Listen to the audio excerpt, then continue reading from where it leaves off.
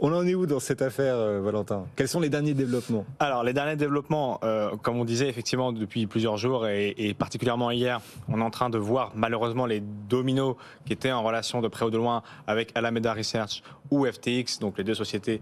qui appartenaient en grande partie à Sam Bankman-Fried, donc qui est en l'occurrence le problème de cette grande crise,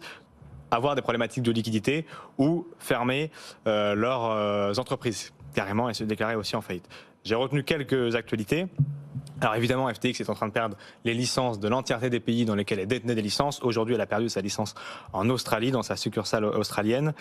Une information qu'on a apprise qui fait écho à une news d'il y a quelques semaines, quelques mois, qu'on avait aussi traité sur le plateau, c'est que Celsius était aussi exposé à Alameda Research, donc cette entreprise qui avait fait faillite à la suite de la chute de Terra Luna et de son stablecoin, l'UST, qui devait rester $1 et qui n'est pas resté $1, qui avait entraîné le marché dans sa globalité,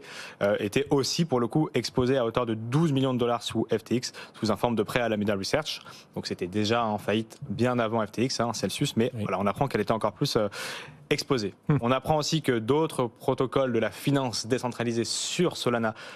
qui était l'un des grands axes d'investissement de justement FTX et SBF, est en train de souffrir de cette faillite, notamment parce que il y avait beaucoup de dépôts de ces plateformes CDFI, donc à la frontière entre la décentralisation et la centralisation, qui avaient des dépôts dans les caisses de FTX,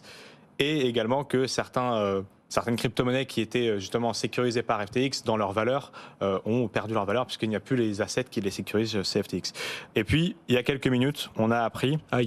justement la difficulté d'une autre grosse entreprise, Genesis Global Capital, qui aussi était un grand acteur puisqu'il détenait 2,8 milliards de dollars sur tout l'écosystème des crypto-monnaies, qui a suspendu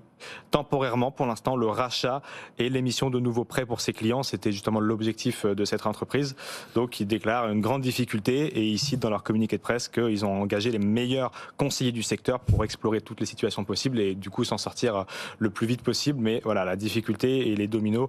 continuent de se fracasser les uns sur les autres. Cette affaire